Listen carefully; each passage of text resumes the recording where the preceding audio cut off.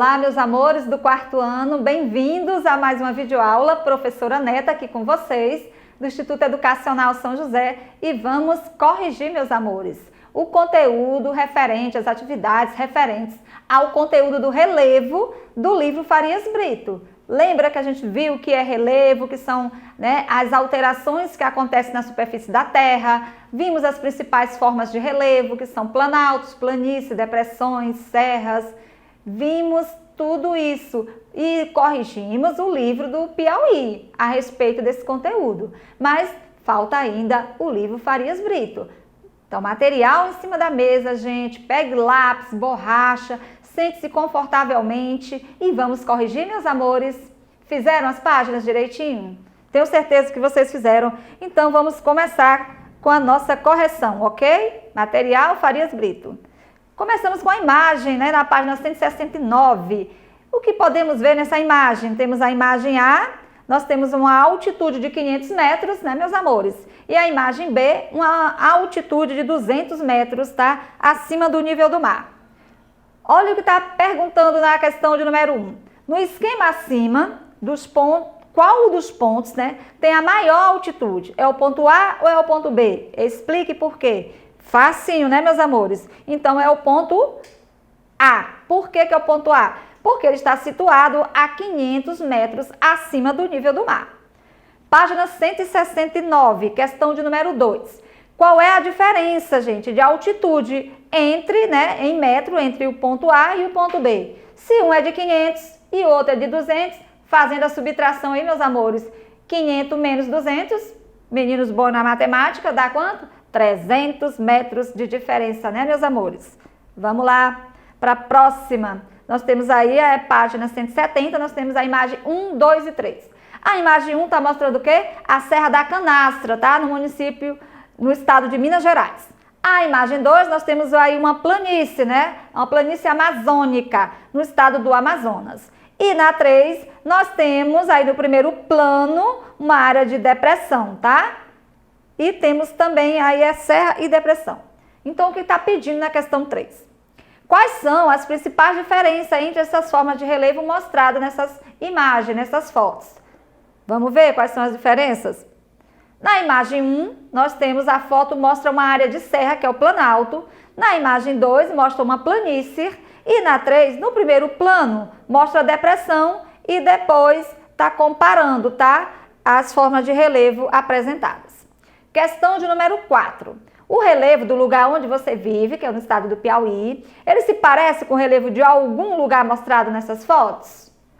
Sim, gente. Viram as fotos? Observaram as 3 imagens? Então, tem delas parecida com nossa do Piauí? Então, sim. A imagem 1, por exemplo, a serra parece com a Serra da Tabatinga, viu? Que fica no sul do Piauí.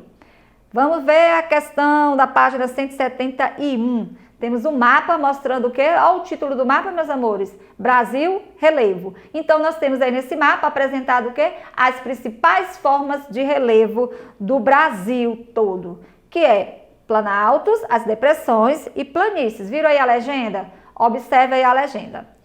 Qual é o título desse mapa? Lá em cima no título tem o quê? Brasil, relevo, meus amores? Quem elaborou esse mapa? Lá embaixo tem dizendo, Jurandir L.S. Rossi, no livro de Geografia do Brasil. 7ª questão da página 171. Quais são as formas de relevo predominantes na unidade federativa onde você vive? Ou seja, as formas de relevo que predominam aqui no nosso estado do Piauí são planaltos e planícies, ok, meus amores? Vamos lá para a próxima. Página 173, tem um texto que fala sobre deslizamento de terra. Como acontece um deslizamento de terra? Eles são fenômenos naturais, Mas, no entanto, a ação humana contribui muito para que esses deslizamentos aconteçam com mais frequência. De que forma? Quando há ocupação das encostas e morros e serras, a vegetação, quando essa vegetação ela é retirada para a construção de moradias, tá? Isso deixa o solo desprotegido e exposto à erosão, que é provocada por que essa erosão? Pela água das chuvas, pelo vento, tá?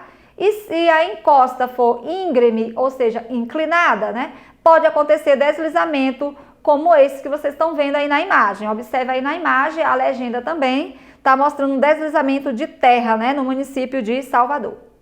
Por que a ocupação das encostas de morros contribui para a ocorrência desse deslizamento de terra? Por quê, gente? Porque ao ocupar as encostas de morro, as pessoas retiram, né, toda aquela vegetação e deixam o solo desprotegido. Aí ele fica exposto à erosão, aí acontece então os deslizamentos de terra. Letra B. Na sua opinião, né, de que modo a vegetação protege o solo, né? Ou seja, é uma resposta pessoal, mas eu posso dar uma ajudinha aí para vocês. De que modo a vegetação protege o solo? Ele deixa o solo mais protegido, gente, porque quando dá uma chuva, as folhas das árvores, elas amenizam essa queda d'água no solo, tá? Então, elas protegem o solo. É pessoal é a resposta. Página 174, temos um texto que fala sobre a erosão do solo. A erosão do solo ela ocorre principalmente pela ação do vento e da água. A ação do vento e da água, ele desagrega os materiais que formam esse solo. Esses materiais, juntamente com os nutrientes do solo, são transportados para outras áreas, né, no processo de erosão. Quando a vegetação é retirada, esse solo fica o quê, gente? Exposto, né, à ação da água e à ação da chuva. Ao escoar, a água leva parte desse solo erundindo. Por isso, podemos dizer que o desmatamento também provoca a erosão desse solo. Entre as consequências da erosão, destacam-se o quê? A formação de buracos e fendas no solo e também a perda da fertilidade, deixando o solo, né, mais fraco. Olha aí a imagem mostrando aí buracos e fendas causadas pela erosão. De que trata o texto, meus amores? Trata o quê? Das causas, né, e das consequências da erosão do solo. Questão de número 2. O texto mostra algumas causas, né, gente, e consequências da erosão. É para fazer o quê? Lápis azul para grifar e lápis vermelho. Azul as causas e vermelho vocês iriam grifar as consequências. Fizeram direitinho? Vamos conferir, meus amores? Tá aí o texto, olha aí, para grifar de azul, o desmatamento, grifou, e vermelho, que são as consequências, tá? As fendas e também a perda da fertilidade. Fizeram, meus amores? Conferiram direitinho? Vamos prosseguir. O que é apresentado primeiro no texto? São as causas ou são as consequências? Vocês viram o que é apresentado primeiro no texto? As causas, né, meus amores? E a consequência está lá no finalzinho do texto, tá?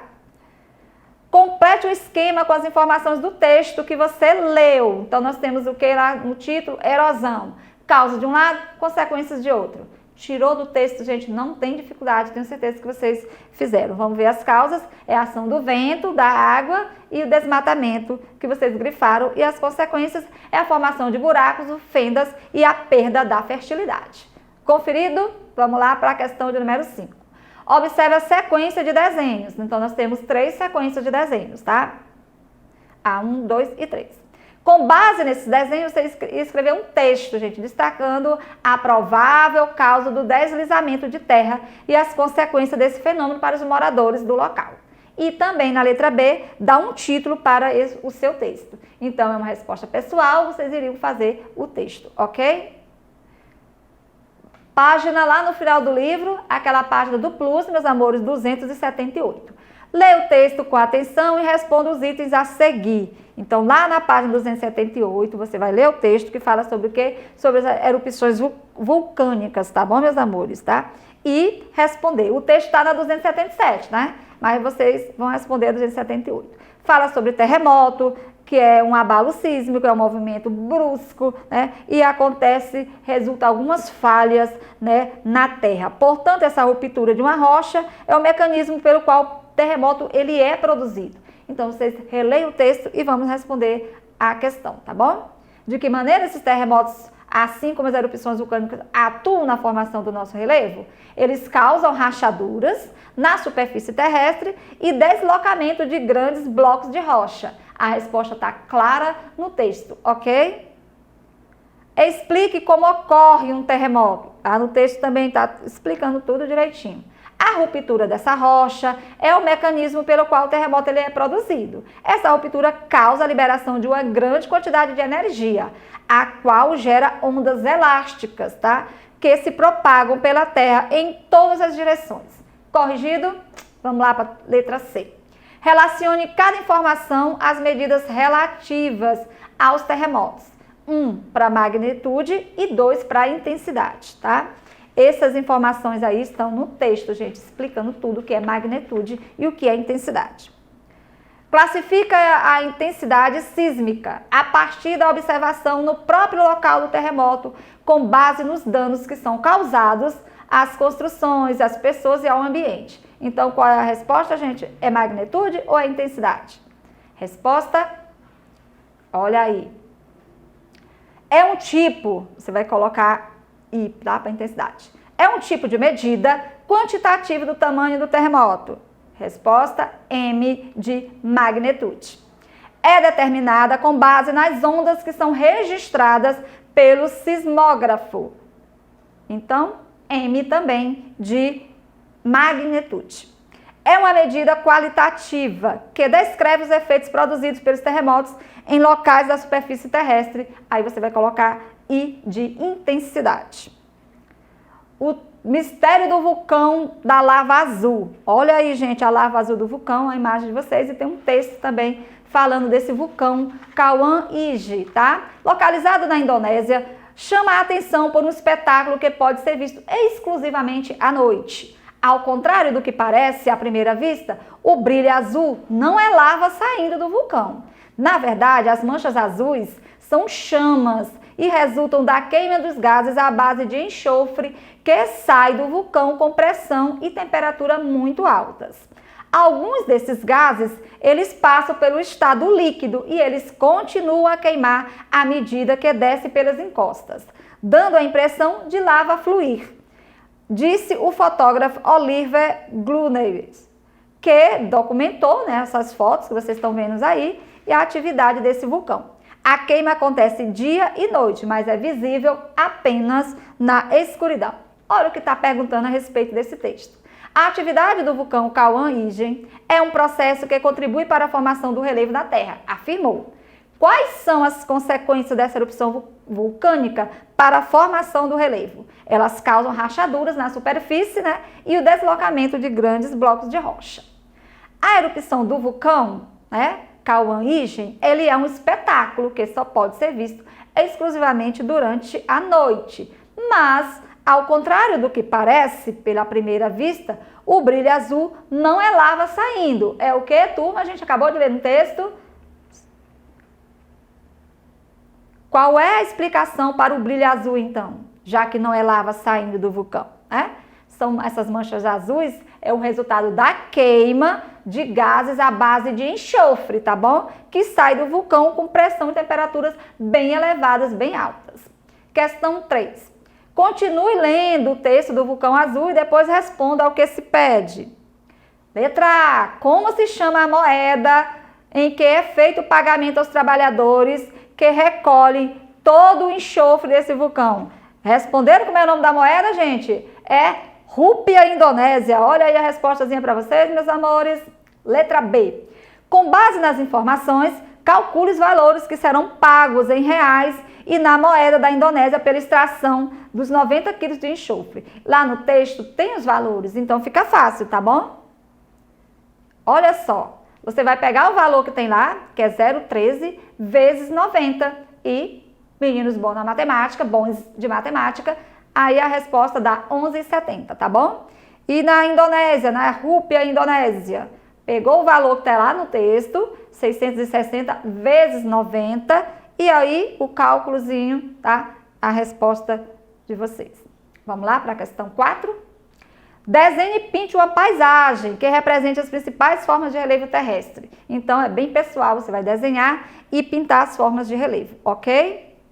Questão 5 da página 282.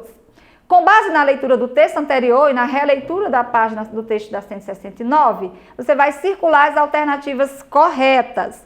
Vamos lá, o que está pedindo no texto? Primeiro está dizendo Campos de Jordão, de acordo com o texto, né, gente? A cidade mais alta do Brasil está localizada a 1.639 metros do nível do mar. Essa informação é correta, meus amores? Marcaram? Está de acordo com o texto? Tenho certeza que vocês fizeram direitinho. Marcaram ou não marcaram, turma? Vamos já conferir. Vamos ver o segundo item.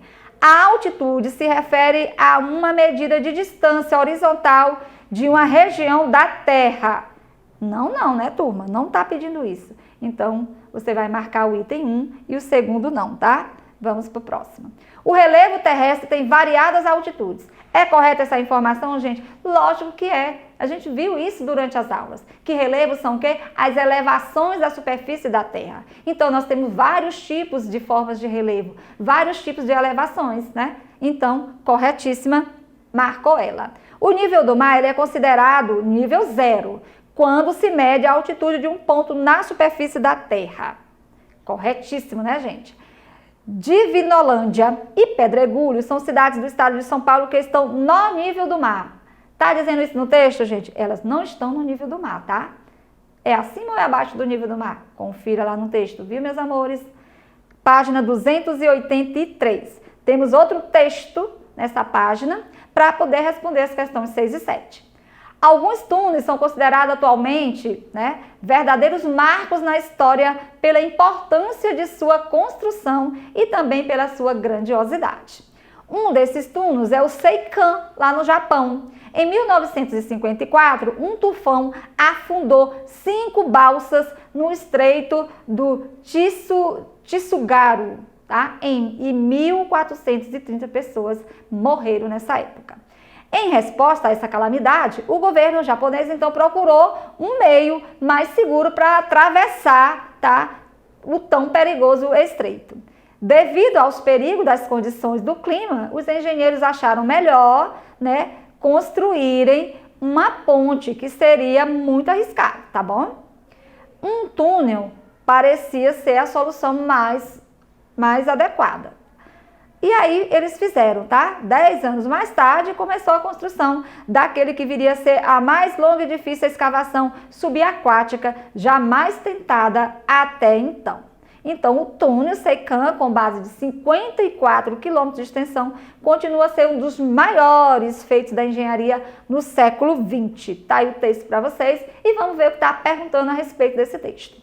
Ao ocupar o espaço, as pessoas modificam o relevo para atender às suas necessidades e o seu modo de vida. Lá na letra A está perguntando que motivo levou o governo japonês a construir aquele túnel subterrâneo embaixo da água para atravessar o estreito de Tsugaru. O que foi que eles fizeram, gente? Eles construíram o quê? Como o tufão afundou, né, a resposta a essa calamidade, o governo resolveu procurar uma maneira mais segura para atravessar o tão perigoso estreito, tá bom? Por que a construção de uma ponte para fazer essa travessia foi descartada? Porque não era segura, né, meus amores? Era perigoso devido às condições do clima. Então, era muito arriscado, ok? Confira aí a resposta. 7ª questão. O túnel, né, Seikan, com 54 quilômetros de extensão, continua a ser um dos maiores feitos da engenharia no século XX. Por quê? Aí vamos ver as frases para completar, tá, gente? Não tá fazendo uma pergunta. Por quê? Aí a gente vai só completar a frase e vamos ver as alternativas que completam. Porque até hoje as pessoas conseguem fazer a travessia do estreito em segurança. Fazem segurança, gente? Né? Não, né? Só depois que foi construído o túnel. Os engenheiros concluíram que seria melhor construir um túnel do que a ponte. Foi isso, gente? É porque hoje, até hoje, como terminou a pergunta, ela é considerada a mais longa e difícil escavação subaquática realizada até então. Então, seria a resposta correta, a última, né, meus amores? Vamos lá e até a próxima aula. Corrigiram tudo direitinho? Fiquem em paz, fiquem com Deus e muito obrigada por você estar aí do outro lado, tá? Beijos, tchau, tchau.